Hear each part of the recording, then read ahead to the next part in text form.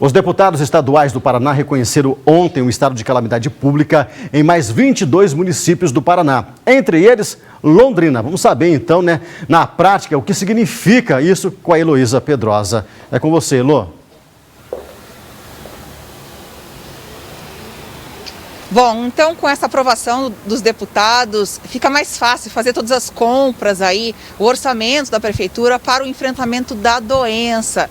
Juntamente com Londrina, outras 22 cidades do Paraná tiveram o estado de calamidade reconhecido pela Assembleia. O secretário de Fazenda está aqui, o João Pérez, e ele fala pra gente porque, segundo ele, tem mais impacto no orçamento do que na própria saúde pública.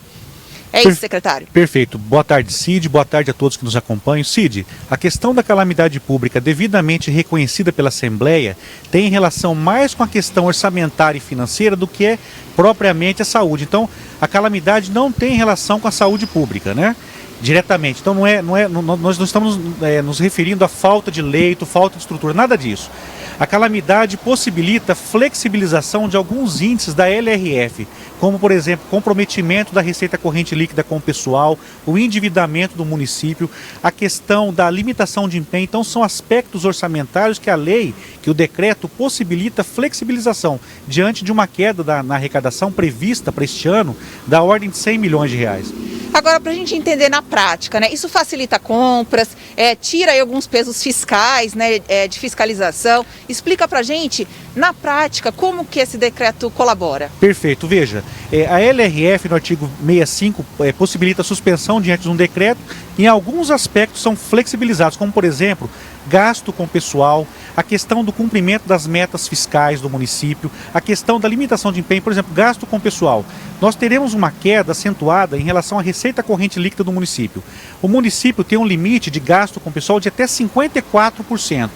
Então, havendo um aumento, excedendo esse limite, nós temos 2 quadrimestres para recompor e para que nós tenhamos, então, cheguemos nos 54%. Ou seja, essa lei, ela flexibiliza, o município terá um prazo maior para atingir essa meta.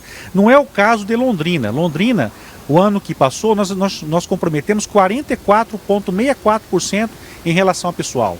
Então, talvez não haverá necessidade de atender essas questões da LRF, mas é muito bom no sentido de prudência, de cautela, para que nós não tenhamos nenhum problema em relação aos índices da lei de responsabilidade fiscal. João, você falou em queda de arrecadação. Qual seria esse, só um minutinho passar esse caminhão aqui, qual seria esse valor, Já tem uma estimativa desse valor e o que essa queda impacta mesmo no dia a dia? Isso pode afetar alguns serviços? Como que vocês estão aí cercando esse cenário? Perfeito. Veja, nós tivemos recentemente a aprovação do Congresso Nacional em relação ao auxílio emergencial aos municípios. Nós fechamos agora o mês de abril, agora comparando com abril do ano passado. Nós tivemos uma queda num relatório prévio de 23 milhões de reais. Significa que no mês de abril nós tivemos 21 dias úteis. Para cada dia útil, o município deixou de arrecadar, ou arrecadou menos em relação ao ano passado, 1.073.000 reais. Então, qual o trabalho que nós estamos fazendo junto à Secretaria de Fazenda, junto à Controladoria do Município, ao Planejamento? Nós faremos um ajuste fiscal já anunciado pelo prefeito. Estamos implementando algumas ações, como, por exemplo, corte de custeio, contingenciamento do orçamento em relação ao investimento, corte de horas extras, corte de algumas funções, gratificações a servidores, com o objetivo de que não haja prejuízo em áreas essenciais, como a questão da saúde e assistência social, E o decreto de calamidade, ele possibilita a flexibilização, o abrandamento dos índices da LRF por conta da queda na arrecadação. Então esse é o ponto favorável do decreto de calamidade, que não tem nenhuma relação com a saúde, com falta de leitos, com falta de estrutura.